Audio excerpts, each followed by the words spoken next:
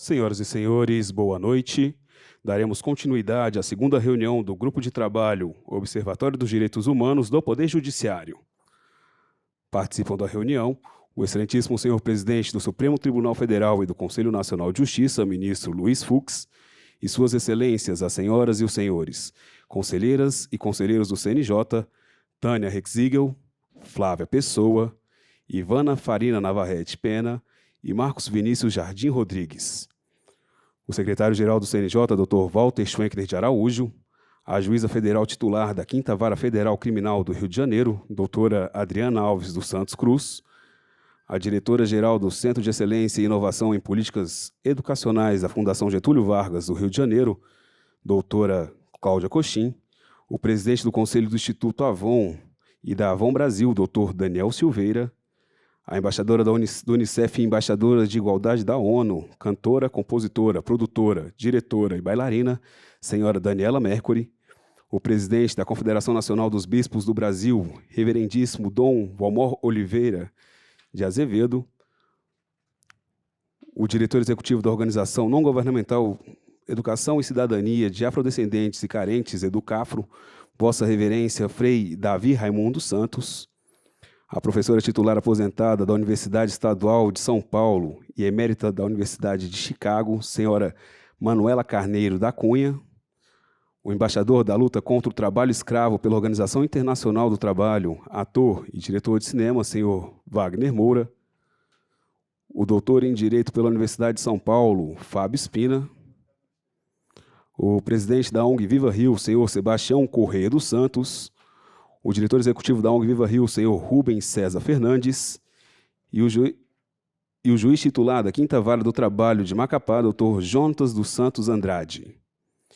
Informamos que o rabino Newton Bonder não pôde comparecer à reunião em razão de compromisso urgente e inadiável. A presente reunião tem por objetivo a apresentação de propostas por parte dos integrantes do Grupo de Trabalho Observatório dos Direitos Humanos do Poder Judiciário. Iniciaremos a apresentação dos integrantes do Observatório que não participaram da reunião anterior. Pedimos a colaboração de todos para se atentarem ao tempo de fala, que é de 5 minutos, e para auxiliá-los, será exibido o cronômetro na tela do Cisco Webex e, encerrado o tempo, será tocado o aviso sonoro para que concluam a fala. O senhor Wagner Moura é ator e diretor de cinema, colabora com a Organização Internacional do Trabalho desde o ano de 2013, tendo sido nomeado como embaixador da boa vontade na mobilização contra o trabalho escravo, atua ainda em campanhas pela defesa dos povos indígenas e pela preservação do meio ambiente e da Amazônia brasileira. O Dr. Fábio Espina é graduado em Direito pela Universidade de São Paulo, mestre em Administração pelo Instituto Europeu de Administração de Empresas e mestre em Direito Americano pela Columbia University. É diretor jurídico institucional da Gerdau, membro do Conselho da Condelco e presidente da Comissão Nacional de Competitividade Jurídica e Econômica da OAB. Tem atuado em temas de diversidade com foco na comunidade LGBT+, mulheres e temas raciais. O senhor Sebastião Correia dos Santos é presidente da ONG Viva Rio, possui curso técnico de Educação Física, é formado em Filosofia e Teologia pela Ordem dos Frades Menores Capuchinhos do Rio de Janeiro e atuou como radialista. O senhor Rubens César Fernandes é antropólogo, com mestrado em Filosofia pela Universidade de Varsóvia, mestrado na Universidade de Colômbia e doutorado também pela Universidade de Colômbia. É autor e coautor de 25 livros e mais de 100 de ensaios científicos. Foi professor em diversas universidades no Brasil e no exterior, recebeu 47 títulos e comendas em reconhecimento pelo seu contínuo envolvimento na prevenção e resolução de conflitos entre 2004 e 2014, dividiu seu tempo entre o Brasil e o Haiti, onde implantou o projeto Academia Pérolas Negras. Atualmente, exerce a função de diretor executivo da ONG Viva Rio. Passamos à apresentação de propostas, e para falar sobre a proposta de fomento à justiça itinerante, tem a palavra o senhor Wagner Moura. Boa noite a todos, boa noite, ministro Fux, boa noite aos membros do Conselho, aos meus colegas do Observatório. Eu lamento não ter perdido a primeira reunião. Eu estava no México, no fuso horário, mas eu estou muito feliz, honrado de fazer parte de um observatório de direitos humanos, que possamos estar hoje e sempre falando sobre direitos humanos e propondo políticas públicas aqui nesse sentido. Quero parabenizá-lo, ministro Fux, pela sua gestão como presidente do Conselho e pelo fato do senhor ter colocado como eixo principal da sua gestão justamente os direitos humanos e o meio ambiente. O olhar de autoridades da sua envergadura sobre esse tema, sobretudo dado o momento pelo qual o país passa hoje, é uma coisa muito, muito importante.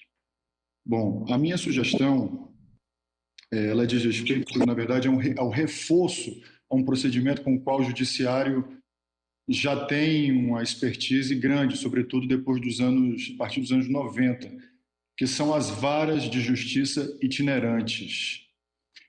Quando eu comecei a estudar, antes de fazer minha proposta, para minha surpresa, eu descobri que essas varas, as varas itinerantes, elas estão previstas na Constituição Federal.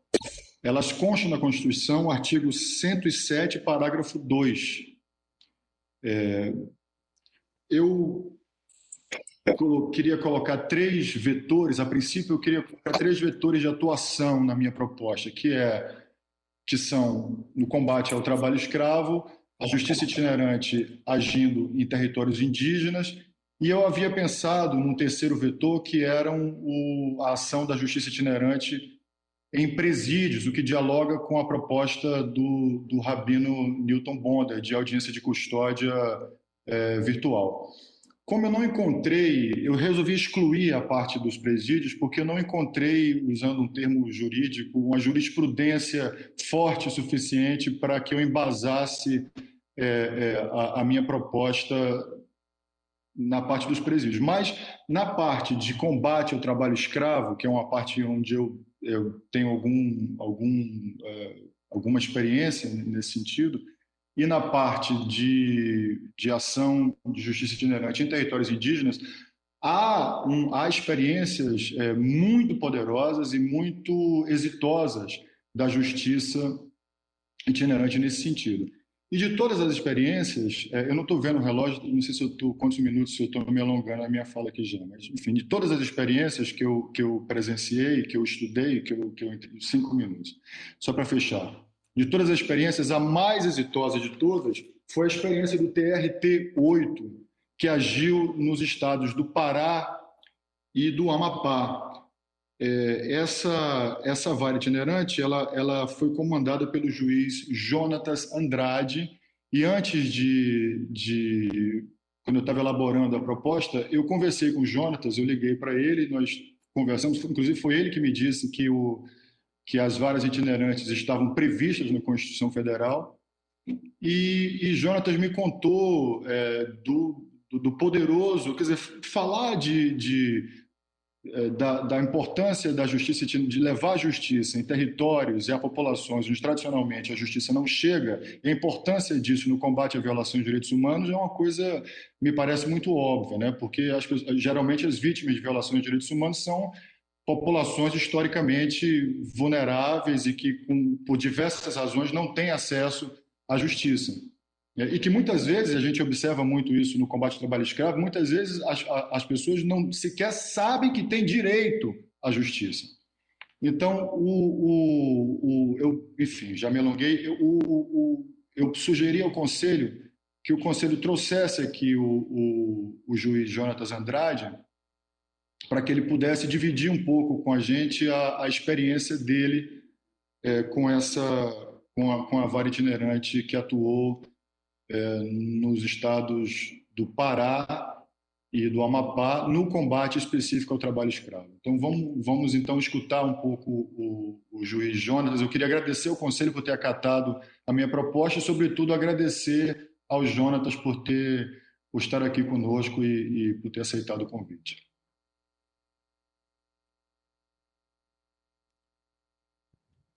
Solicitamos aos participantes online que permaneçam com seus microfones desabilitados e os habilite no momento da fala.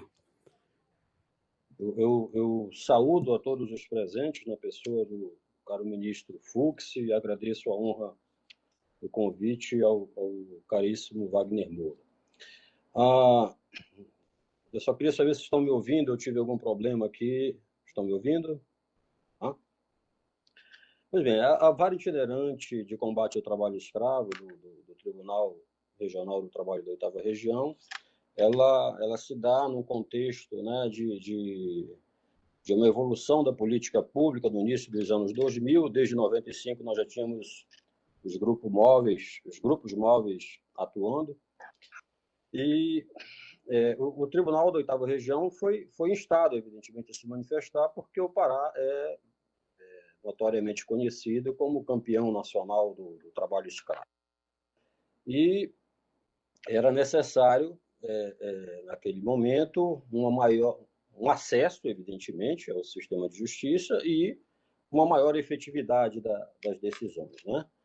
Então, naquele momento, essa vara ela perdurou, teve sua atividade mais intensa durante 4 anos, entre 2002 e 2006. Foi constituída uma comissão no Tribunal Regional do Trabalho da 8ª Região, constituída por um desembargador-presidente e juízes substitutos e servidores voluntários, né, que receberam treinamento e equipamento para isso.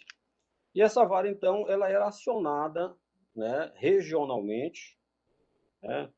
Daí a configuração dela, né, de serem substitutos, que pudessem ser designados para não ferir a questão do princípio do juiz natural. E a vara era acionada pelo grupo móvel e pelo Ministério Público, que então a acompanhava, ou seja, seguia a reboque do grupo móvel. Ao se aproximar, né, da área, em geral, uma fazenda ou carvoarias e assim por diante, havia uma proteção, né, a proteção policial do grupo móvel recepcionava a vara, que passava ali, então, a operar. Levando em consideração, precisamente, 3 institutos processuais, né, a tutela provisória, a inspeção judicial e a produção antecipada de provas, né? Esses 3 elementos, eles permitiam que a gente superasse, né, os principais obstáculos para a efetividade, que eram o acesso e a naturalização do trabalho escravo, né? O que eu chamo de naturalização do trabalho escravo? Na fronteira de expansão amazônica, é muito comum se dizer que tudo isso foi construído no braço, né? Que é comum, que é natural, dormir, se alimentar junto aos animais, fazer suas necessidades em qualquer lugar, e assim por diante. Falando da degradância, especialmente, né? Então, essa vara itinerante possibilitou, através da inspeção judicial, da ida do juiz até o local, uma realidade tocante, uma realidade que não se consegue produzir nos autos do processo tradicional.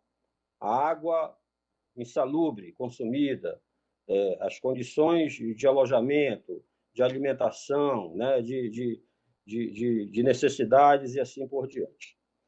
E isso se fez necessário porque essa questão ficava cada vez mais sofisticada, e bem assessorados, os tomadores dessa prática passaram a invocar, por exemplo, um prazo de 10 dias para pagar a rescisão, que é o previsto na consolidação das leis do trabalho. Então, era importante que uma decisão judicial obrigasse o pagamento imediato, na medida em que eram dezenas, centenas de trabalhadores famintos, doentes, estropiados, que não podiam aguardar, evidentemente, todo esse tempo, né?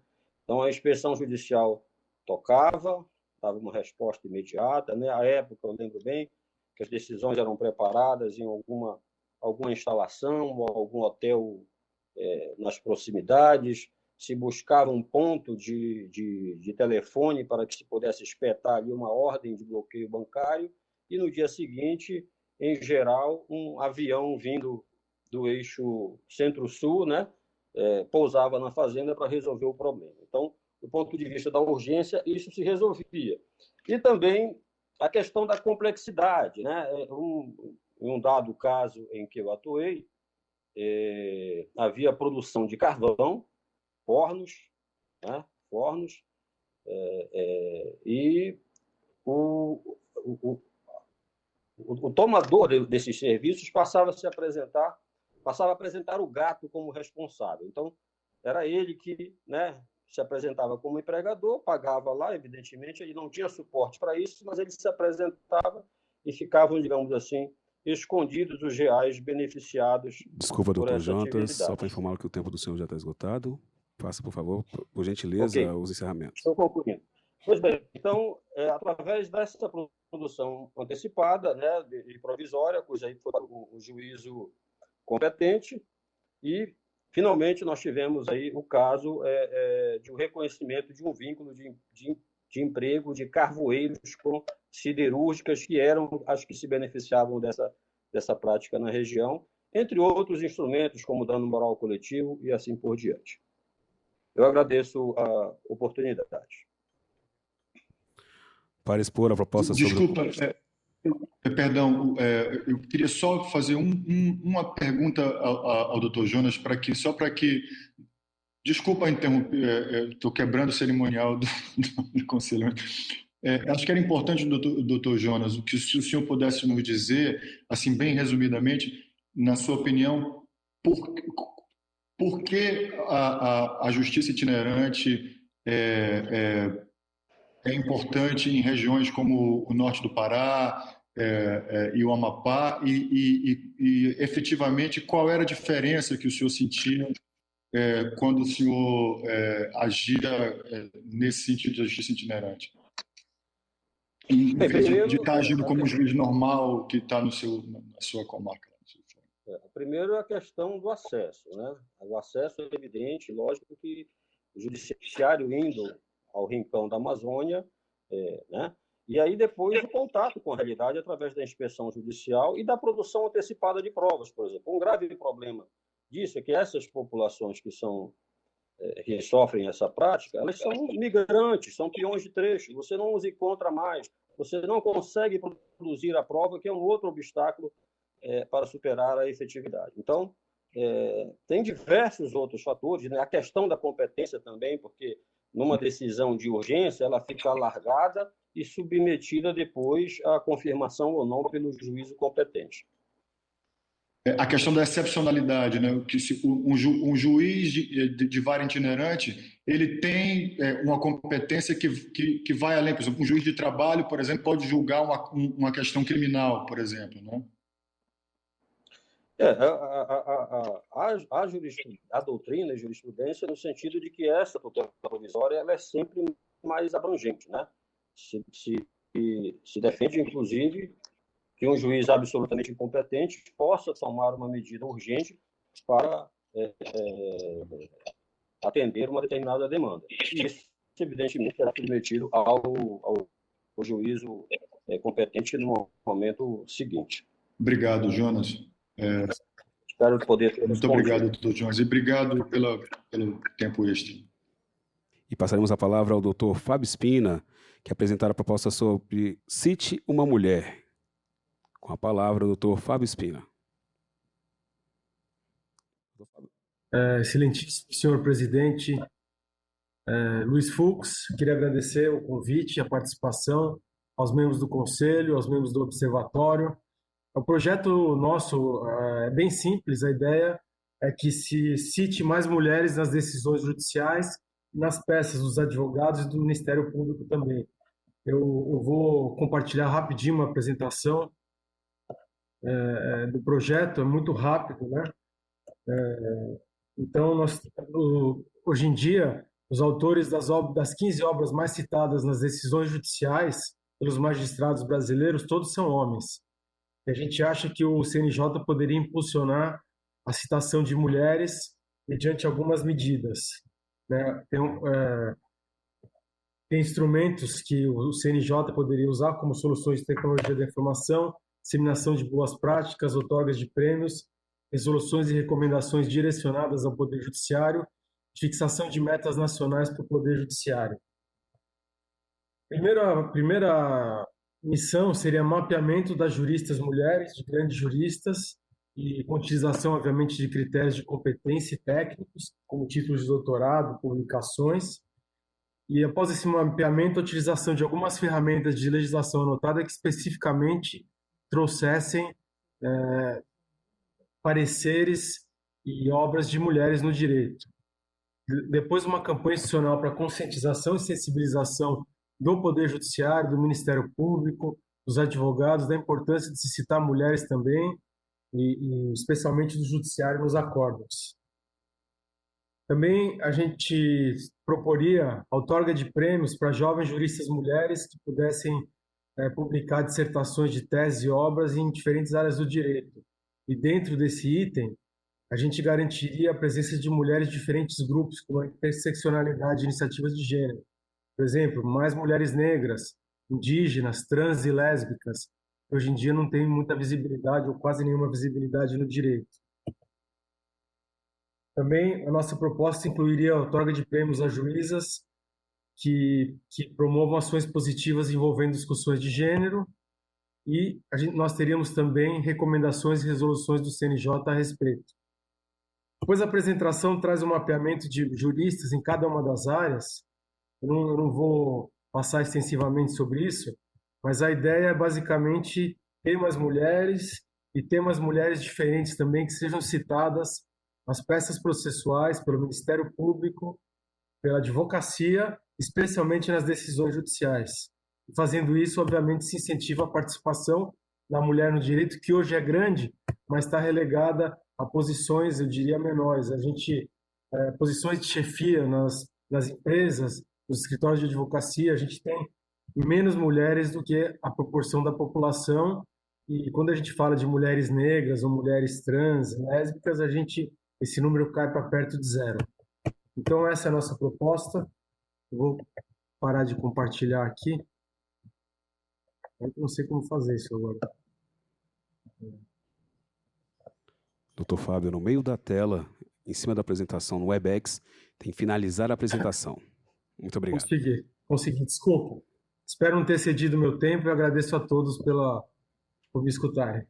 Para a exposição da proposta de criação do Grupo de Trabalho para o Controle e a Qualificação das Empresas de Segurança Privada, fará uso da palavra o senhor Rubens César Fernandes.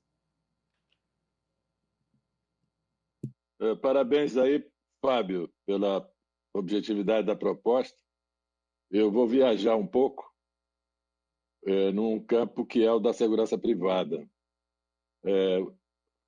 A informação é que são cerca de 1.700.000 vigilantes ou profissionais de segurança privada cadastrados na Polícia Federal. Isso é 3 vezes mais do que a Força Pública Brasileira nas várias polícias. Então, só esse número já impressiona. Agora, certamente, ele é pequeno diante da realidade, porque há uma comunicação grande entre o formal e o informal nesse serviço. Então, e de difícil, complexo controle, de um lado, relações mal resolvidas entre a segurança privada e a pública, ambíguas, complicadas, e, de outro lado, interfaces com o informal muito grandes, não é? E chegando, inclusive, no limite da presença das milícias. Então, você tem um campo preocupante, importante e complexo. A sugestão é simples, que é criar uma unidade de certificação de qualidade do serviço de segurança privada, onde o conceito de eficiência, que é comum às empresas na certificação, seja agregado o valor dos direitos humanos, considerando que os direitos humanos não atrapalham, ao contrário, são fundamentais para a eficiência de uma segurança decente, uma segurança que se possa chamar de humana. Então, nesse sentido, nós estamos tentando montar um grupo de trabalho que elabore essa proposta e que ancore essa proposta em instituições capazes de gerar interesse nas empresas demandantes de serviço privado. Então, uma maneira de intervir nessa situação é através do mercado qualificando a demanda pelas empresas que se interessem por um tipo mais eficaz e mais decente de segurança privada. Claro que o episódio, esse drama horroroso do Carrefour no Sul, mobiliza o tema atualmente, mas ele é repetitivo, ele está presente em muitas circunstâncias, é conhecido isso, né? Onde a segurança privada ela reforça preconceitos, desigualdades, etc. Ao invés de incluir, ela exclui, né? E isso vem junto com um tipo de mentalidade sobre segurança que é comum, frequente, infelizmente, nos meios empresariais, que são os contratantes dessas seguranças privadas. Então, a ideia é possível, acredito, interessar a Associação Brasileira de Shoppings, a Associação Brasileira de Supermercados, quer dizer, dessas empresas que mexem com um público grande, né, e que se interessam ultimamente na inclusão desse público no seu negócio, interessar essas associações para um tipo diferente de certificação que atrai a adesão das empresas contratantes. É a primeira ideia. Estamos falando com várias associações a respeito, temos bons contatos com gente de segurança privada que faz um bom trabalho, isso existe, e então estamos tentando desenhar essa proposta. Por outro lado, a gente tem que pensar num tipo de certificação que não seja daquele tipo tão elitista e tão caro que só o lado de cima, lá em cima, é capaz de aproveitar. Então, um tipo de certificação que tenha vários níveis de investimento, mas que possa incluir um selo que inclua diferentes níveis de investimento num tipo de filosofia de segurança privada que se baseia no respeito aos direitos humanos.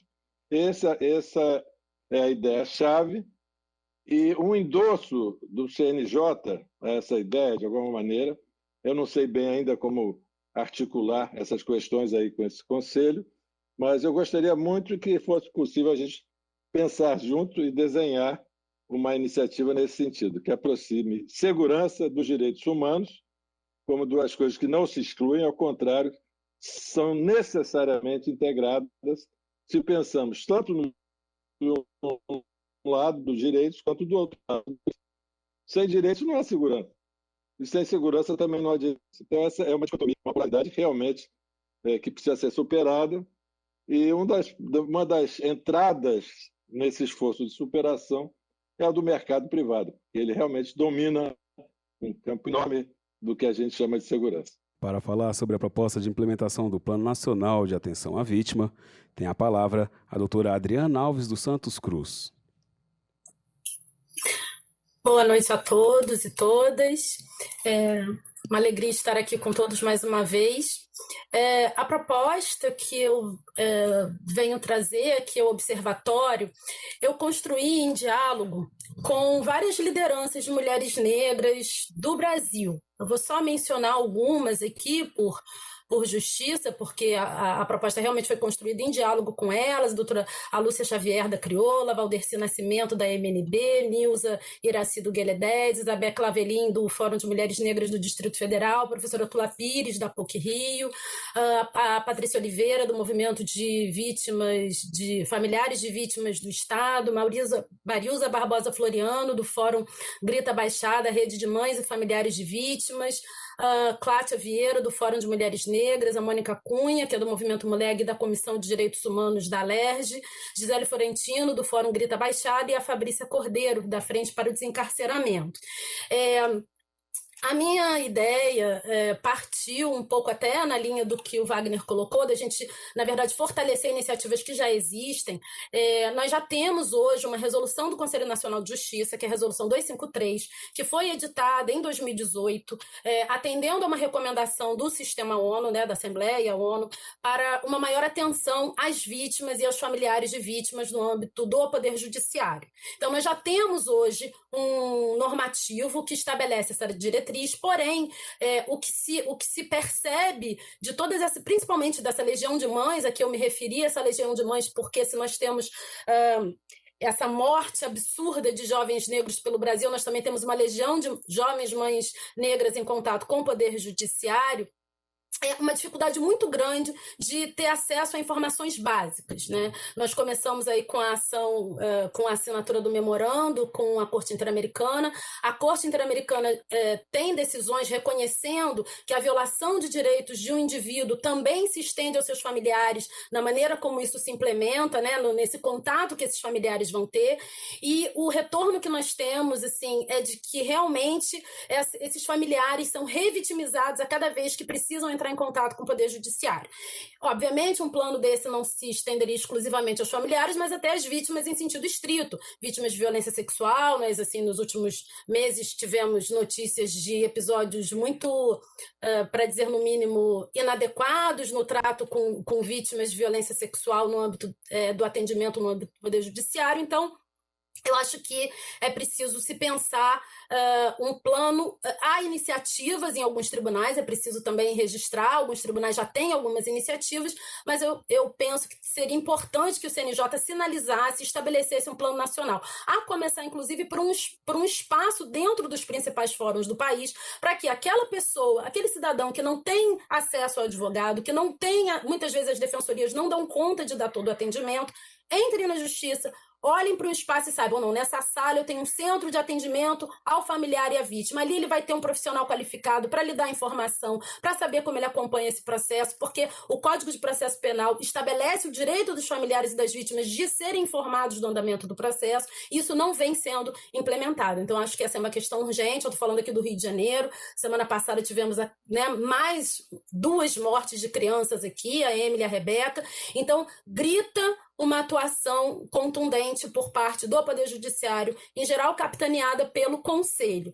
Para encerrar, eu queria só mencionar e ratificar a proposta que o Wagner traz, porque nós já temos hoje uma atuação forte de justiça itinerante. A iniciativa, vou citar aqui apenas uma como exemplo, mas existem muitas, né? O colega Jonas trouxe. No Tribunal Regional Federal da Primeira Região, eles fazem um trabalho muito intenso com a população ribeirinha em Marajó, onde nós temos os menores IDHs do país. A última ação, inclusive, ocorreu num navio da Marinha. Os juízes e os servidores ficaram mais de 15 dias no navio prestando atendimento àquela população. Então, ratificar a necessidade de se pensar a estrutura. Lógico, cada justiça, cada especialidade, cada localidade vai ter a sua especificidade. E para também reforçar o que Wagner mencionou, que não encontrou uma jurisprudência, um precedente em relação aos presídios. Aqui no Tribunal de Justiça do Rio de Janeiro, há algumas ações que são feitas, não na perspectiva da itinerância, mas de ações dentro dos presídios, de atendimento, questões previdenciárias, e também por parte do Tribunal de Justiça em coordenação com a Justiça Federal. Então, só para ratificar. Queria também passar uma mensagem ao ministro Fux, porque na reunião das mulheres foi registrado por algumas mães a lembrança e a confiança na sua atuação, especialmente pelo histórico da sua presença em relação aos familiares à época da chacina da Candelária. Então, se o mau atendimento fica, o bom atendimento também se registra. Então, só para transmitir, né, o registro da confiança que elas têm na sua gestão, muito em função do histórico da sua atuação com os familiares na época da chacina da Candelária. E, por fim, agradecer ao Fábio, porque na apresentação eu vi que ele me mencionou, agradecer a deferência e saudar também a iniciativa, que eu acho que é muito bem-vinda. Obrigada. Prazer. Neste momento, para falar sobre a proposta Laboratório Nacional da Violência Baseada em Gênero contra Mulheres e Meninas, convidamos o doutor Daniel Silveira. Ao cumprimentar o excelentíssimo senhor ministro Luiz Fux, presidente do Supremo Tribunal Federal, do Conselho Nacional de Justiça, quero cumprimentar também todos os demais conselheiros e conselheiras do Observatório Nacional. É um prazer estar com vocês aqui de novo, expressando minha honra em integrar esse canal permanente de diálogo entre a sociedade civil e o Poder Judiciário. Meu papel vai ser de trazer, a partir da experiência singular do Instituto Avon, a perspectiva da defesa dos direitos das mulheres. Nesse Dia Internacional dos Direitos Humanos, quero começar honrando as mulheres que enfrentam, nesse ano sui generis, uma pandemia à sombra de outra pandemia. O ano em que os índices de feminicídio no Brasil cresceram 22% em 12 estados entre março e abril, período de isolamento social necessário à contenção do avanço do coronavírus. Esse dado é apenas uma aproximação. um retrato parcial do agravamento de uma situação já inaceitável e muito precária desse país, que testemunha um aumento consecutivo do número de feminicídios ao longo dos nossos últimos 10 anos, chegando, em 2019, ao patamar de 13 vítimas por dia. Lamentavelmente, o Brasil ainda ocupa o 5º lugar no ranking de feminicídios, um destaque que nos envergonha e nos desafia. Mas nós aprendemos todos os dias a acreditar na coragem e resistência das mulheres, bem como daqueles que trabalham para a garantia do exercício pleno da cidadania, expressa nas palavras da escritora Conceição Evaristo. Combinaram de nos matar. Nós combinamos de não morrer. Inspirado por essa determinação na defesa da dignidade e do bem-estar, reconheço com especial gratidão o simbolismo e a força implícitos na assinatura desse memorando de entendimento com a Corte Interamericana de Direitos Humanos. Trago à memória de todos o papel histórico definidor que a Corte teve ao exercer pressão pela garantia do tratamento da violência de gênero contra mulheres e meninas, resultando, lá em 2006, na elaboração e aprovação da Lei Maria da Penha, um divisor de águas na resposta do Estado brasileiro para a violência doméstica e familiar contra as mulheres. Portanto, é motivo de confiança para as mulheres brasileiras saber que o Brasil é signatário dos principais tratados de direitos humanos e de enfrentamento a toda forma de violência contra mulheres, e que a efetiva tradução desses compromissos em políticas públicas é objeto do acompanhamento e ação efetiva da CIDH. Apesar dos avanços das ações para o enfrentamento da violência, não é preciso retroceder muito tempo para dar exemplos do conservadorismo que fere a consistência no pleno acesso das mulheres à justiça. Entre os exemplos mais recentes estão o réu confesso absolvido no tribunal do júri a partir da retórica da legítima defesa da honra, a decisão de um juiz do Amazonas que absolveu acusados de terem praticado estupro coletivo contra uma adolescente e ainda determinou que a jovem fosse investigada por denúncia caluniosa, em janeiro desse ano. O recente caso de Santa Catarina, também de estupro, cujo desfecho foi a absolvição do réu por falta de provas, mesmo diante de comprovação pericial do crime. Bom, gente, diante desse cenário, nossa proposta para esse observatório volta-se ao aprimoramento da gestão do conhecimento sobre a violência baseada em gênero. O diagnóstico corroborado por pesquisadores e especialistas da área apontam que, na ausência de dados nacionais centralizados, criteriosos e produzidos com regularidade temporal, são inviabilizadas ou extremamente dificultadas comparações longitudinais e análises de transformações ou impacto que a gente vem a fazer. Por isso, um dos maiores desafios do combate à violência envolve organizar dados e indicadores da violência contra a mulher. Muitas vezes, eles já são produzidos de forma fragmentada, criando e mantendo elos de cooperação para que a abordagem seja científica e rigorosa. Nós podemos avaliar, influenciar e contribuir para a implementação de diretrizes e medidas que auxiliem o Poder Judiciário em sua atuação na defesa dos direitos humanos. Assim, poderemos mensurar transformações e possíveis avanços. Muitas dessas iniciativas, pulverizadas e intermitentes, existem por aí. O desafio é de produção de dados e conectá-los de modo a fazer com que atuem em conjunto. Nesse sentido, nossa sugestão é a criação de um Laboratório Nacional da Violência Baseada em Gênero contra mulheres e meninas, a partir de possíveis articulações com instituições que possuem legitimidade e experiência na produção de pesquisas e estatísticas, núcleos especializados, universidades, institutos de pesquisa e até ONGs que têm credibilidade na criação e organização de dados e índices. Para isso, o Instituto Avon se dispõe a articular elos da produção fragmentada, criando sinergia e colaboração, investir em publicações e pesquisas, proporcionar um repositório unificado de dados, índices e trabalhar na divulgação multimediática e colaborar na produção de notas técnicas e manuais de rotina. Acreditamos muito no poder de transformação de uma gestão comprometida, baseada em fatos e dados científicos, quando bem compreendidos, são fonte de aprimoramento das diretrizes e medidas do Judiciário na defesa dos direitos humanos. Obviamente, trata-se de um amplo horizonte de atuação, mas precisamos começar.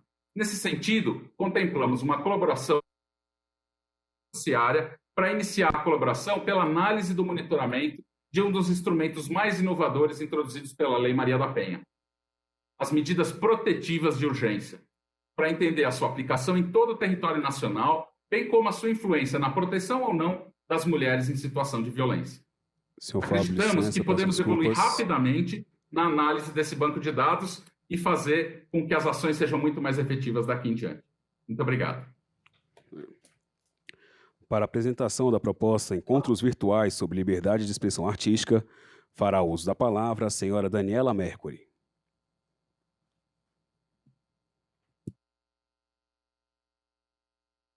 Boa noite.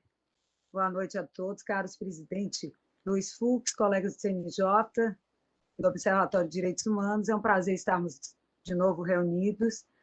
Dirijo-me especialmente a todos os que têm direitos humanos violados e que precisam de justiça nesse Dia Internacional dos Direitos Humanos. E vou dividir minha participação nesse observatório em duas partes. Na primeira, para lhes dizer que eu e vários artistas intelectuais brasileiros preparamos um vídeo manifesto lançado hoje que denuncia a gravidade da situação no Brasil e mostra como estamos reagindo como sociedade. E na segunda parte eu apresentarei ao observatório a minha proposta para os webinários.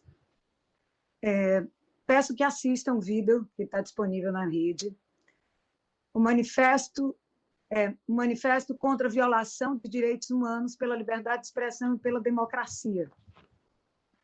Há 50 anos, apesar de você, de Chico Buarque, de Holanda, foi um manifesto musical eloquente contra o autoritarismo e contra a censura que inibiam as liberdades humanas e os direitos fundamentais na ditadura.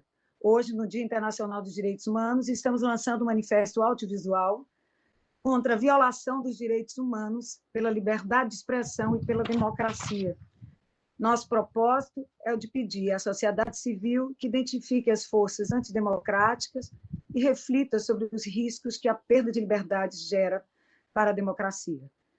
Ao reunir matérias de imprensa sobre violações graves aos direitos humanos, sobre os ataques à democracia, sobre o enfraquecimento das instituições, sobre a destruição da natureza, sobre a redução dos espaços de participação social e do acesso à informação pública, dentre outras gravíssimas violações constitucionais, buscamos mostrar a crescente escalada do autoritarismo, dos discursos de ódio e das perdas de liberdades no Brasil. É imprescindível e urgente combater com veemência a censura às liberdades artística e cultural, a liberdade de cátedra, a liberdade de imprensa e à ciência, bem como o uso de fake news e os ataques aos artistas, aos jornalistas, às mulheres, aos povos indígenas, aos povos tradicionais, aos quilombolas, à comunidade LGBTQIA+, aos ciganos, aos moradores de comunidades e de periferias e à população negra, enfim, a todas as minorias. Também é urgente e imprescindível fazer cessar a destruição da Amazônia, do Pantanal, do Cerrado, da Caatinga, da Mata Atlântica, porque é um direito humano o acesso à água limpa, ao ar puro, ao saneamento básico e a um ambiente equilibrado. Esse manifesto é uma forma de resistência democrática e de fortalecimento da sociedade civil. É preciso deixar claro que não há democracia sem direitos humanos. Precisamos garantir todas as liberdades, a começar pela liberdade de expressão. Amanhã vai ser outro dia.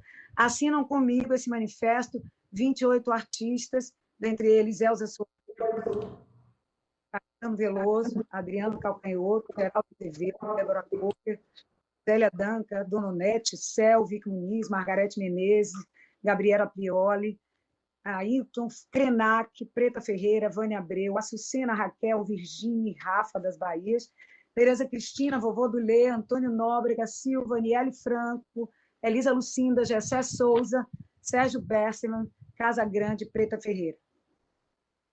Agora, depois desse manifesto, que eu gostaria que vocês assistissem em vídeo, eu apresento para o Observatório uma nova proposta, que é de criar encontros sobre liberdade de expressão artística, como espaço para refletir sobre a liberdade de expressão como um direito fundamental e sobre os meios existentes para defendê-la, bem como para definir ações que fortaleçam as artes, os artistas e os espectadores e não permitam a censura.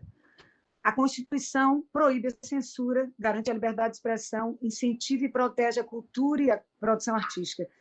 Todavia, medo, temor, censura e vários obstáculos institucionais fragilizam o artista, bandem suas obras, causam insegurança jurídica e empobrecem a cultura. É preciso falar das dificuldades e riscos riscos que os artistas enfrentam. É preciso remover as amarras à criatividade e à expressão para que a arte flua com liberdade.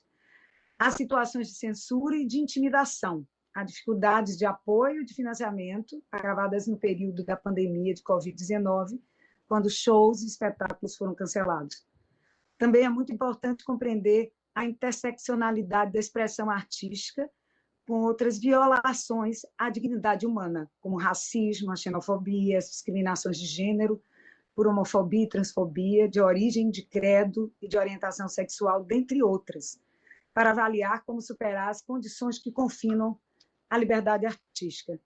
É necessário construir soluções. Os encontros sobre liberdade de expressão artística querem abrir um debate sobre essa matéria, estabelecendo um diálogo entre pessoas da sociedade civil, com autoridades públicas, no Observatório de Direitos Humanos do CNJ, para compreender a magnitude dos problemas e qualificar propostas de solução. A princípio, os encontros seriam divididos em 5 sessões: a liberdade de expressão artística e os limites do poder do Estado, a liberdade de expressão artística e a laicidade do Estado, a liberdade de expressão artística e o discurso de ódio, a liberdade de expressão artística, o que pensam os artistas, e a liberdade de expressão artística e a lei. Eu espero muito que essa proposta seja aprovada para iniciarmos as atividades no primeiro semestre de 2021. Muito obrigada. Convidamos o reverendíssimo Dom Valmor de Oliveira de Azevedo para relatar sobre a proposta Suspensão de desocupação de imóveis no contexto da Covid-19. Excelentíssimo senhor ministro Luiz Fux e demais participantes, Dom Valmor Oliveira de Azevedo, presidente da CNBB, se encontra presente, mas por motivos de técnica e virtual não consegue comunicar. Eu tenho sua fala, Padre Paulo Renato Campos, assessor da Conferência Nacional dos Bispos do Brasil, dentro do tempo que lhe foi concedido. Estamos numa situação de pandemia em relação ao coronavírus, conforme declarou a Organização Mundial da Saúde, a OMS, em 11 de março de 2020. Ali ficou consignado que, em certas circunstâncias específicas, medidas que restringem o movimento de pessoas podem ser temporariamente úteis, como em ambientes com a capacidade de resposta limitadas ou onde há alta intensidade de transmissão entre populações vulneráveis. Os números atuais dão conta que essa pandemia não só está longe de ser superada, como também indicam o agravamento da crise sanitária, com inevitáveis consequências econômicas e sociais. Da mesma forma, a ONU, por meio do relatório sobre o direito à moradia, constatou em julho de 2020 o despejo de mais de 2.000 famílias durante a pandemia no Brasil, bem como a existência de milhares de pessoas sob ameaça de despejo. Essa manifestação sugeriu ao Brasil suspender todas as ordens de despejos contra famílias, pois expulsar as pessoas sem oferecer a elas um abrigo de emergência contradiz as medidas para evitar a propagação da doença. Nesse quadro, é necessário estabelecer procedimentos e regras para fins de prevenção à infecção e à propagação do novo coronavírus, particularmente em situações decorrentes da privação forçada de moradia, de modo a reduzir os riscos epidemiológicos de transmissão do vírus e preservar a saúde de agentes públicos, evitando-se contaminações de grande escala que possam sobrecarregar o sistema público de saúde. Excelentíssimo senhor presidente e demais participantes deste observatório, a Conferência Nacional dos Bispos do Brasil, CNBB, com fundamento detalhado descrito na proposta encaminhada em 10 de novembro de 2020, propõe que o Conselho Nacional de Justiça, no âmbito de suas competências, recomende providências aos órgãos do Poder Judiciário no sentido de suspender o cumprimento de mandatos coletivos de desocupações de imóveis urbanos ou rurais até a ocorrência efetiva de imunização social por meio de vacina ou remédio da população brasileira, especialmente daquelas pessoas mais vulneráveis, atingidas pelas ordens de despejos coletivos, independentemente do esgotamento da vigência da Lei 13.979, de 6 de fevereiro de 2020.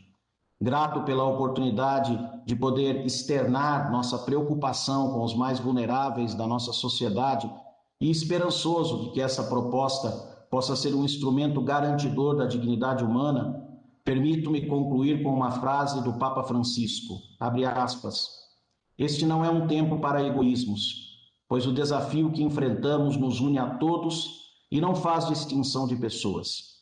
Este não é um tempo para a indiferença, porque o mundo inteiro está sofrendo e deve sentir-se unido ao enfrentar a pandemia.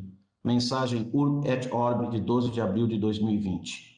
Obrigado pela atenção. Dom Valmor Oliveira de Azevedo, presidente da Conferência Nacional dos Bispos do Brasil. Para falar sobre a proposta de implementação das cotas raciais em concursos públicos para cartórios, tem a palavra Vossa Reverência, o Frei Davi Raimundo dos Santos.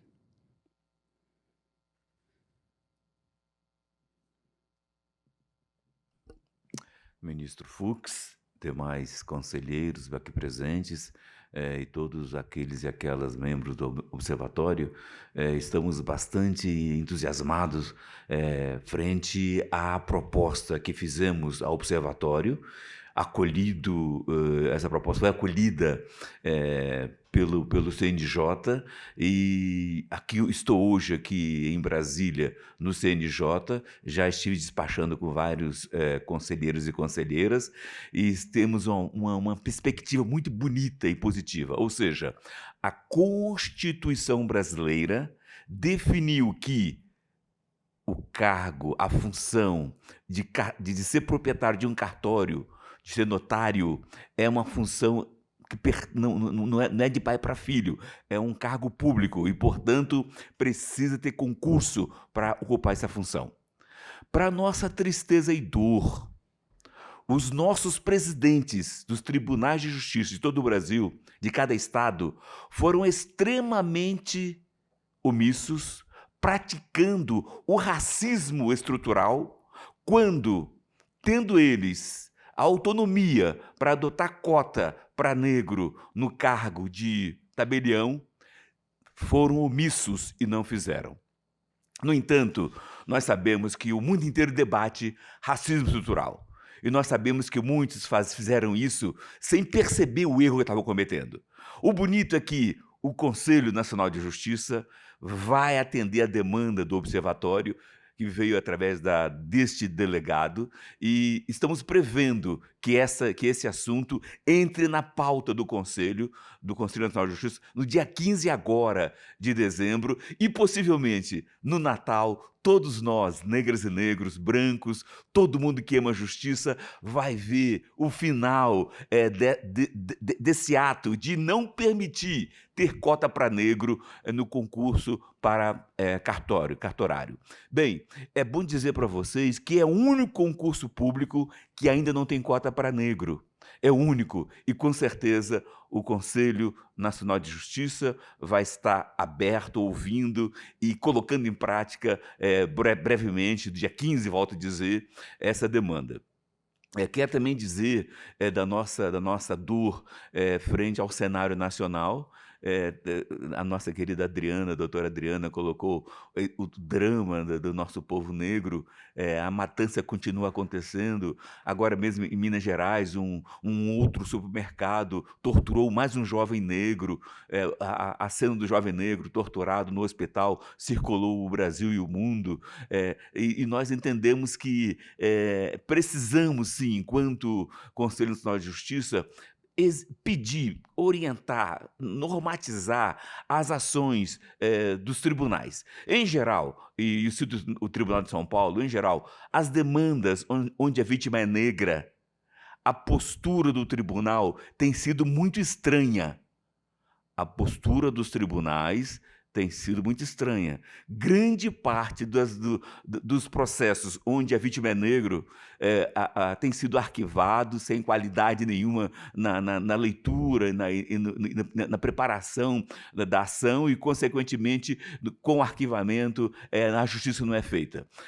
Nós, portanto, voltando ao tema central que aqui colocamos, estamos muito confiantes de que essa demanda ter no Brasil a observância da Constituição também nos concursos públicos para serem administradores de cartório, que é um serviço público, vai passar a ser, a partir, quem sabe, do Natal deste ano, uma nova maneira de ser brasileiro, de ser negro, de ser negra, e de ser e viver justiça. Então, portanto, eu faço aqui um apelo a todos os irmãos e irmãs advogados negros e negras.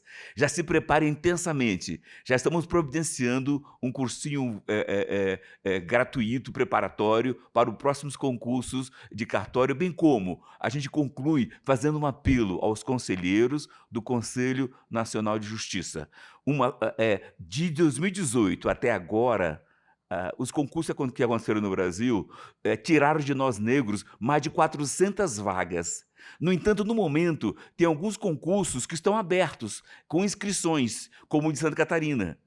E o nosso sonho é que esse conselho coloque em pauta também que os tribunais de cada estado que tem um concurso aberto façam um edital complementar, garantindo também cotas nos concursos abertos. E assim vamos diminuir essa defasagem de ter negros e negras coordenando cartórios no Brasil afora.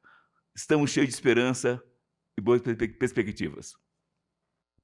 Neste momento, para apresentar a proposta de criação de grupo de trabalho intitulado Direitos Indígenas, Acesso à Justiça e Singularidades Processuais, fará uso da palavra a doutora Manuela Carneiro da Cunha. Boa noite. Não sei se estão me vendo. Perfeitamente.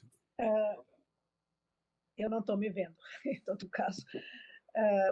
Eu, antes de mais nada, quero saudar o ministro Fux, não só pela organização e a promoção desse grupo de direitos humanos, esse observatório, mas também por ter reunido uma série de questões que são de primeira importância.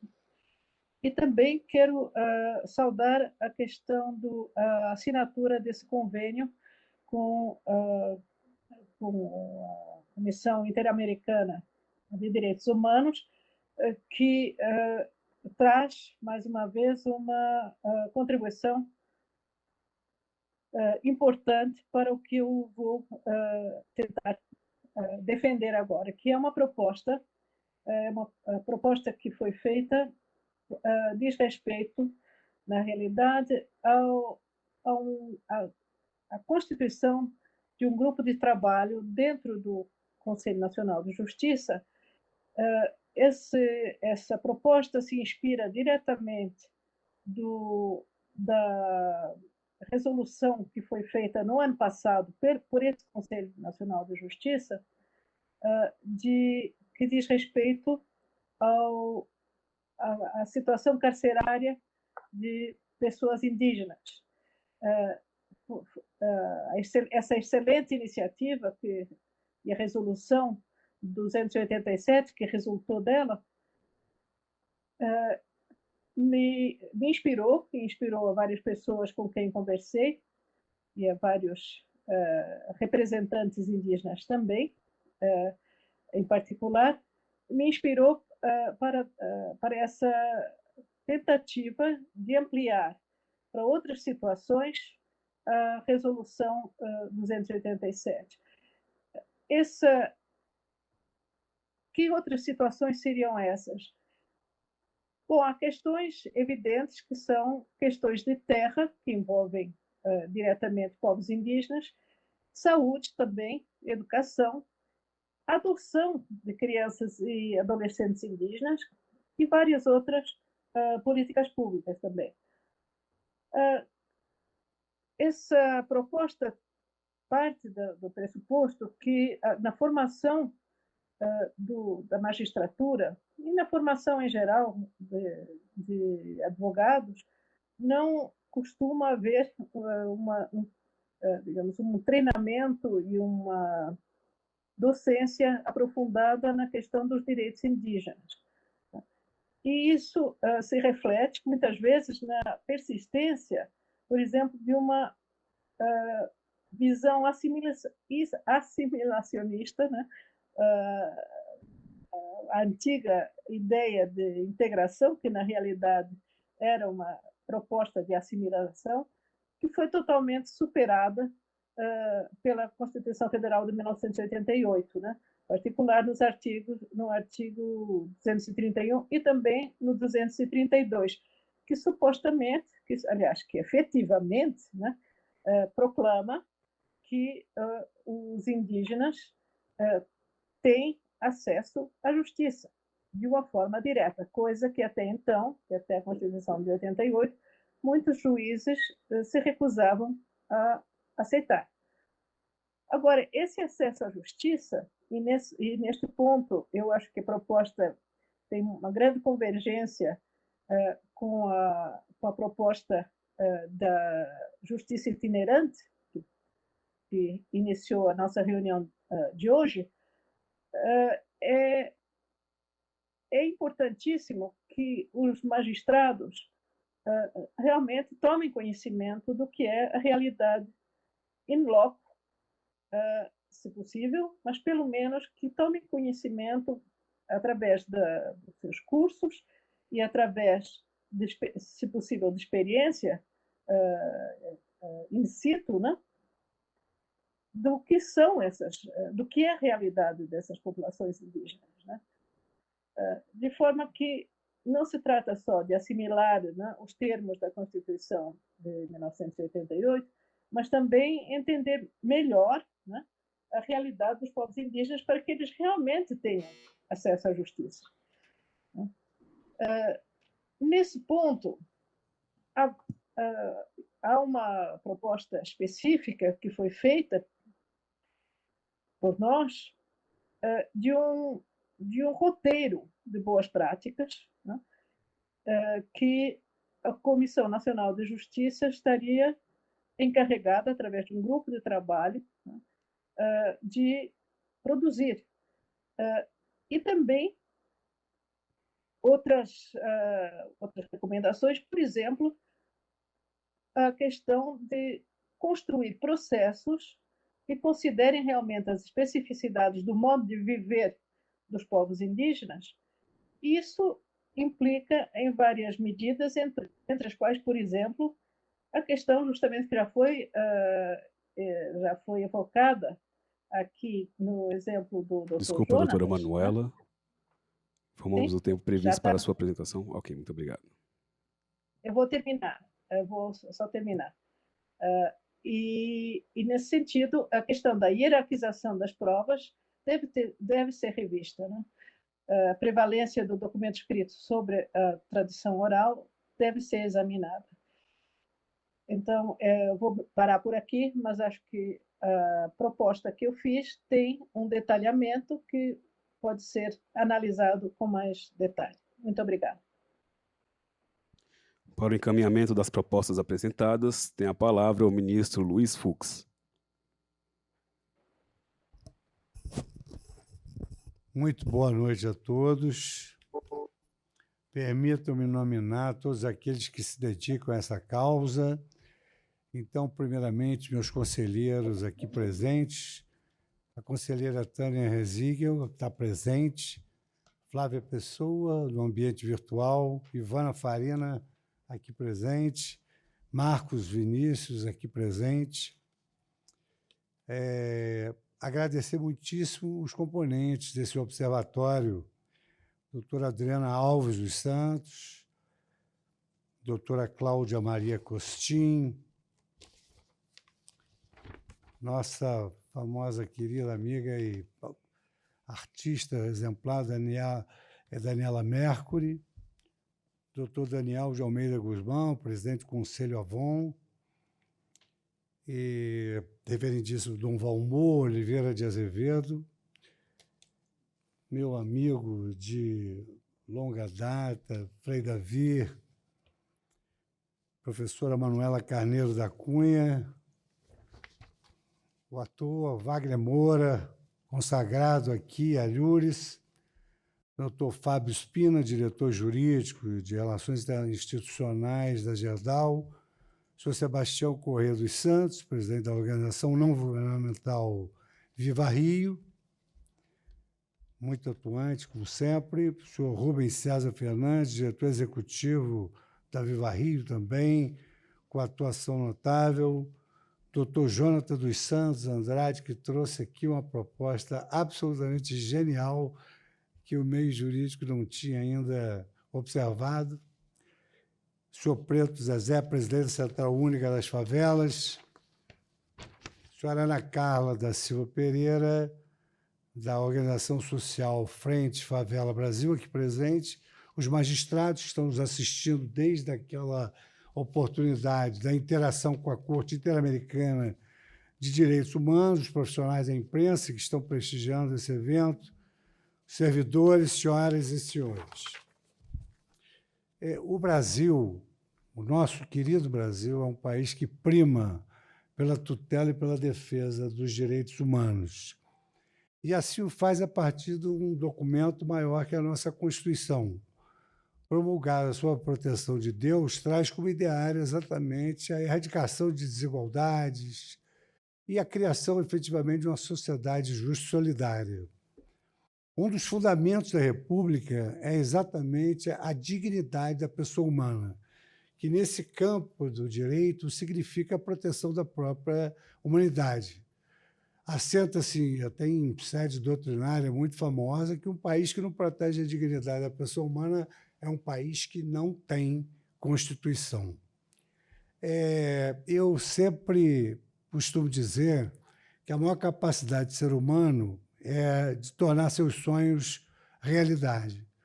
Aqui, vários eminentes colaboradores destacaram algumas dificuldades na realização de alguns programas, dos projetos, enfim. Mas hoje é um dia muito feliz que eu verifico que a criação do Observatório dos Direitos Humanos, pelos seus componentes, pelo empenho, pela voluntariedade que todos aqui demonstram, vão realmente permitir a nós não só transformarmos os sonhos de cada segmento em realidade, mas, acima de tudo, tornar realidade essa proposta, qual seja observar, tutelar e não só propor, mas realizar políticas efetivas de direitos humanos. Eu aqui anotei as propostas que foram feitas. Aqui, essa primeira proposta do ator, diretor Wagner Moura, Fomento à Justiça Itinerante, que é um tema da modernidade. Wagner, permita-me tratá-lo assim, porque o acesso à justiça pressupunha que as pessoas fossem à justiça. Mas a nova concepção do acesso à justiça é a justiça ir ao cidadão. Eu me lembro que eu tive a oportunidade de participar de um encontro no Cyrus Vance Center, que é a Ordem dos Advogados de Nova York, é a mais antiga das Américas, e traz o nome de Cyrus Vance, que foi o mais antigo advogado, e eles ficaram absolutamente impressionados exatamente com essas ideias que o Brasil tem de acessar a justiça aos pobres. Eles lá realizam muita advocacia pro bono, mas eles jamais imaginavam a existência de uma defensoria pública, o Estado provendo a justiça para as pessoas vulneráveis e, acima de tudo, a justiça sobre rodas, que são verdadeiros ofícios da cidadania, porque chegam à população para resolver problemas de múltipla competência, fornecer carteira de identidade, título de eleitor e verdadeiras câmaras de aconselhamento, porque, às vezes, as pessoas... No Brasil, há uma miséria muito grande sob o ângulo da fome, das desigualdades. Mas a maior miséria do Brasil, Frei, é a miséria intelectual. Então, num país onde as pessoas não sabem os direitos que têm, elas não podem exercê-los. Daí essa, digamos assim, singularidade e desse projeto magnífico que é a justiça itinerante. E aqui também anotei, evidentemente, o projeto de todos. Cite uma mulher. Realmente, talvez como um homem que atue na área jurídica desde os 23 anos de idade e agora já bem mais avançada do que essa faixa etária, eu me sinto até um pouco envergonhado de ter de surgir um projeto Cite uma Mulher nas obras acadêmicas, nos livros, nos acórdãos. Muito embora hoje, Jonatas, nós verificamos... Fábio Spina. Jonatas foi da proposta do Wagner. Hoje, Fábio, um paradoxo dessa sua proposta com a realidade. Hoje, nos concursos da área jurídica, 80% das aprovações são das mulheres. E se nós pararmos para pensar, justiça não é algo que se aprende, justiça é algo que se sente. E ninguém melhor do que as mulheres para ter a sensibilidade necessária para fazer justiça. A própria Carta de 7 Partidas dizia o seguinte: os juízes devem ser homens sensíveis e saber justiça, se possível. Então, essa sua proposta é realmente uma proposta muito interessante, porque há realmente um número reduzido de mulheres que são citadas nas obras jurídicas, o que, digamos assim, não é motivo de nenhum gáudio para nós, homens da área jurídica. A proposta do Viva Rio, que é o Grupo de Trabalho para Controle e Qualificação das Empresas de Segurança Privada. Isso aí essa proposta é uma proposta, eu acho que ela é mais do que oportuna, doutor Rubens César. Ela é, na verdade, uma proposta necessária pelo que nós temos assistido. Não só esses números alarmantes de distinção entre a segurança pública e a segurança privada, mas, acima de tudo, pela qualificação. Nós temos assistido episódios lamentáveis de violência que ultrapassa em muito a legítima defesa e que são atitudes derivadas do despreparo. Então, a sua ideia foi muito bem lançada, muito oportuna para o momento. Infelizmente, assistimos episódios, uma rotinização de episódios graves com relação ao despreparo da segurança privada, de sorte que nós vamos compor um grupo de trabalho para esse fim, para verificar quais são as vias necessárias para essa certificação e essa qualificação. A implantação do Plano Nacional de Atenção à Vítima, trazido aqui, como sempre, pela doutora Adriana, que traz sempre ideias brilhantes, eu destaco, acima de tudo, o louvável trabalho da voz aos anseios dos movimentos populares, em especial os coletivos das mulheres negras. Aliás, tivemos um episódio lamentável, exatamente, de uma mulher negra que se destacava no universo feminino e teve ceifada a sua vida ainda de maneira inexplicável. Não se poderá dizer que nesse país se faz justiça enquanto não se descortinar com toda a profundidade esse caso Marielle. Eu anotei aqui também a proposta, como evidente, a proposta do doutor Daniel Silveira, do Instituto Avon, que vai exatamente ao encontro das nossas resoluções sobre o Laboratório Nacional da Violência Baseada em Gênero contra Mulheres e Meninas. Nós já estamos realizando trabalhos nesse sentido, iniciado por um projeto piloto, denominado Mineração dos Dados do Banco Nacional de Medidas Protetivas de Urgência, e, para tanto, a Secretaria Especial de Programas, Pesquisa e Gestão Estratégica, por meio desse Departamento de Pesquisa Judiciária, entrará em contato com o seu instituto, visando exatamente a formalização de um acordo de cooperação. Aqui, como não poderia deixar de ser também, eu anotei que essa sugestão da nossa maior expressão artística, Daniela Mercury, que propôs encontros virtuais sobre a liberdade de expressão artística. Eu considero esse um tema da mais alta relevância, porque a proteção da liberdade de expressão é uma condição sine qua non para que se possa viver numa democracia.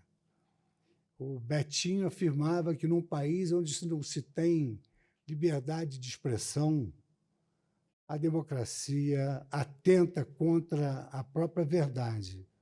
E nesse país onde o trabalhador brasileiro vive no limite da sobrevivência biológica, também é preciso repensar esse fundamento da República, que é a dignidade da pessoa humana.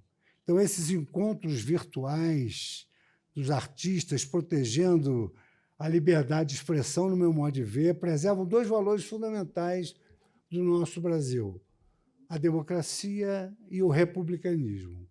E eu sempre louvo, Daniela, a sua atuação incessante e a sua capacidade de produzir só coisas belas, da música à poesia e essas propostas de cidadania. Muito obrigado pela sua participação sempre constante nesses nossos movimentos em prol da dignidade do ser humano que hoje ilumina o universo jurídico. A proposta de Dom Valmor, que se refere à suspensão de desocupação de imóveis no contexto da Covid-19. Aqui, Dom Valmor, eu me recordo que em alguns debates eu dizia que nós estamos ingressando na era da consensualidade. Por quê? Porque essa pandemia ela acabou trazendo a necessidade de que haja solidariedade entre os seres humanos. Essa pandemia mostrou o quanto somos fracos sozinhos e o quanto somos fortes quando nos unimos. Eu dava como exemplo, até nos meios acadêmicos, que dificilmente um magistrado que exerce um sacerdócio, que sabe que a justiça é uma ponte por onde passam todas as misérias e as aberrações, que esse magistrado pudesse, nesse momento de pandemia, autorizar uma desocupação de imóvel, não aceitar uma proposta menos onerosa de um inquilino que quer permanecer no imóvel, mas não pode pagar aquele aluguel ordinário.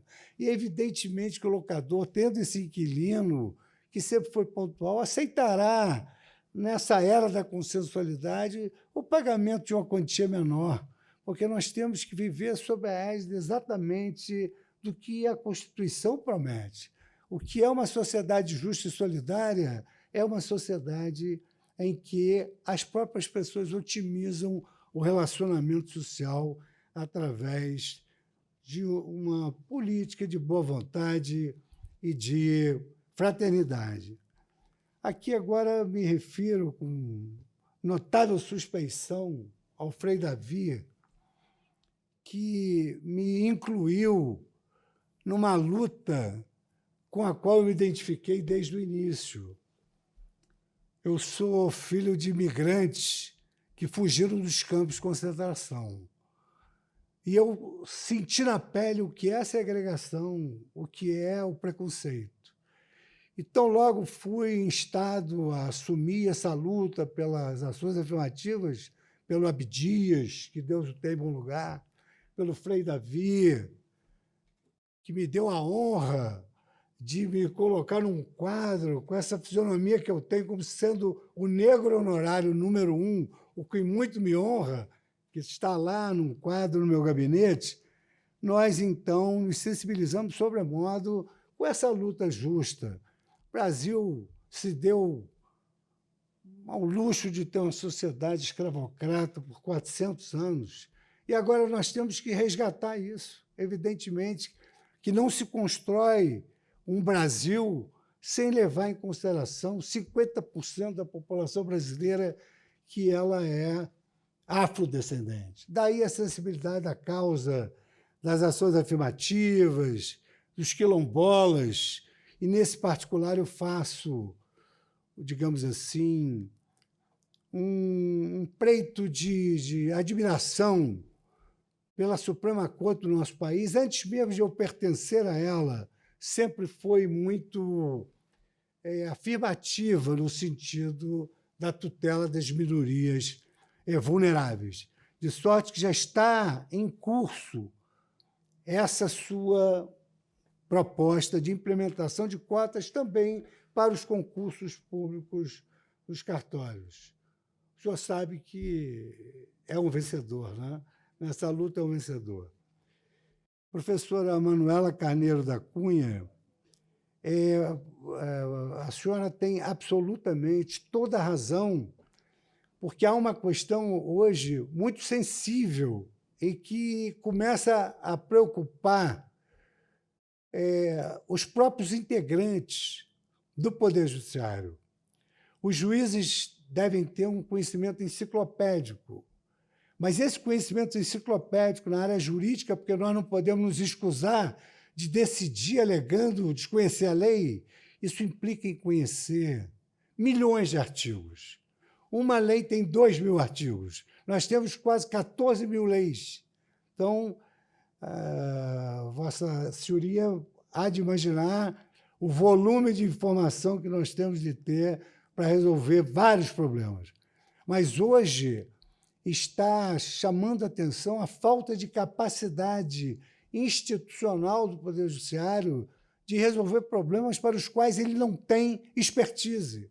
E, às vezes, não tem expertise sobre isso que a senhora mencionou, professora, que é esse direito especial, que é o direito indígena.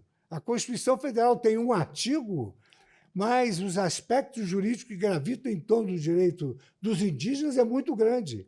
Então, é preciso que se criem cadeiras específicas para aqueles que querem se especializar exatamente nesse tema que é tão importante, que é encartado na Constituição Federal como uma cláusula pétrea referente aos direitos fundamentais dos povos indígenas.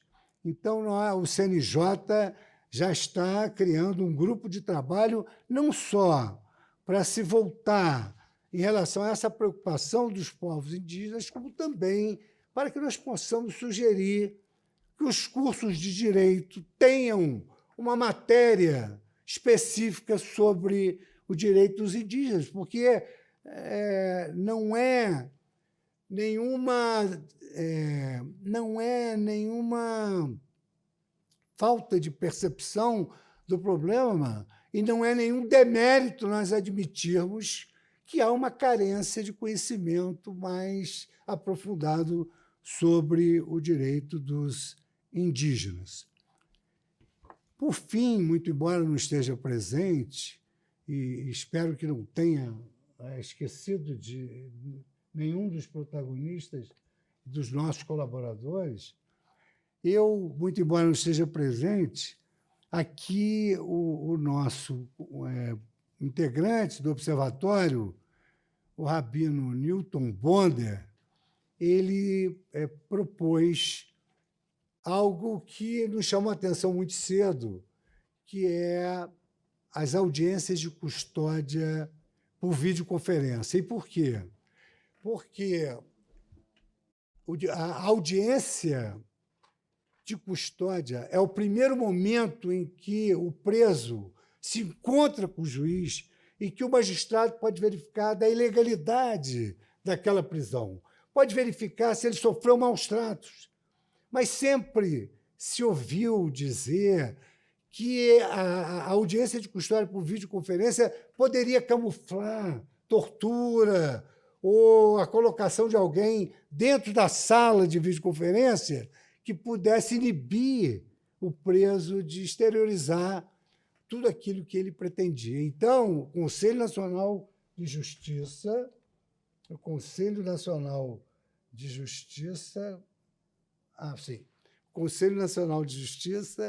ele editou uma resolução sobre a audiência de custódia por videoconferência e conjurando todos os temores. Por quê?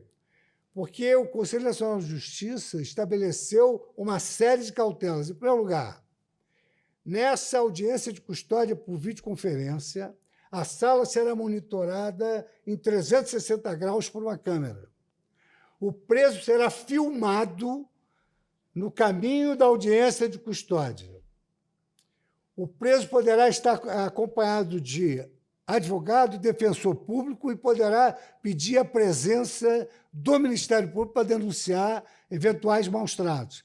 Agora, o mais importante, o preso será examinado, um exame de corpo de delito antes de abrir a porta da sala de videoconferência da audiência de custódia.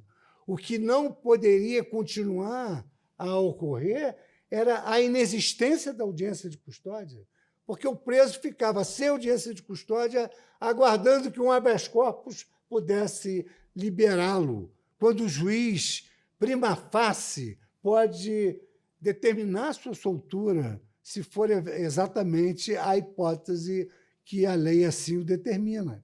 Então, nós cercamos de todos os cuidados essa audiência de custódia, porque essa audiência de custódia é um direito transnacional de todo preso. A Constituição Federal estabelece que o preso tem direito à manutenção da sua integridade física e moral, mas o preso tem direito a essa audiência de custódia em todas as declarações fundamentais dos direitos humanos.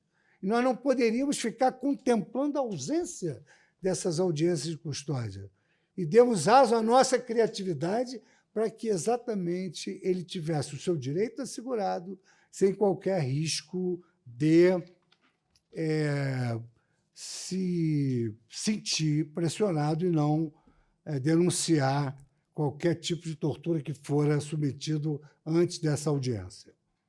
E eu peço vênia, porque, desculpas, né? Vênia são um linguajar fora do nosso observatório, que é de pessoas que não são necessariamente jurídicas.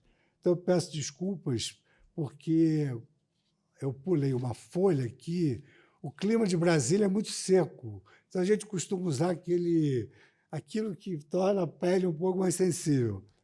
E aqui há todo algo contrário a isso. Nem eu tenho esse equipamento para passar o papel com naturalidade, e o papel aqui parece uma cartolina, então realmente fica mais difícil que eu consiga manusear esse papel com habilidade, o que me levou a cometer um grave equívoco de não citar a professora doutora Cláudia Costin, que, para nossa honra, nosso orgulho, integra também o observatório e que traz uma proposta magnífica, que é o combate à violência contra as crianças. O observatório tem um segmento próprio, que a doutora Cláudia Costin assumiu esse segmento, que é o combate à violência contra as crianças. Eu tomei, inclusive, conhecimento, Frei David, de um projeto realizado pelo Ministério Público da Paraíba e pela Secretaria daquele Estado, denominado Na Escola com Respeito. Na Escola com Respeito. Vejam como o brasileiro não precisa buscar exemplo em lugar nenhum. O brasileiro é criativo por si só, principalmente quando se trata de proteção dos direitos humanos. Então, na Escola com Respeito, os promotores de justiça compartilham sua expertise em justiça restaurativa para auxiliar as escolas estaduais a implementarem as centrais da paz e possam idealizar iniciativas semelhantes, porque também assistimos com uma certa dor a alguns lamentáveis episódios de agressão a professores que se dedicam às crianças. Então, esse combate à violência contra as crianças vai ter um efeito bifronte. E como os senhores tiveram 5 minutos para falar, é muita covardia da minha parte ficar usando esse tempo todo, quando todos nós já esgotamos as nossas energias espirituais no afã de cumprirmos a nossa missão de lutar pela vida e pela esperança das pessoas. Então, eu queria terminar. Hoje é a nossa última reunião do ano. Em breve nos veremos novamente, porque o ano judiciário termina dia 18 de dezembro. Então, eu queria aqui, em nome de todos, me permitam, em nome de todos, desejar um Natal solidário e muito feliz para todos os senhores, família de todos, e um ano novo de muita consciência de que foi sob a proteção de Deus que a Constituição prometeu uma sociedade justa e uma sociedade solidária.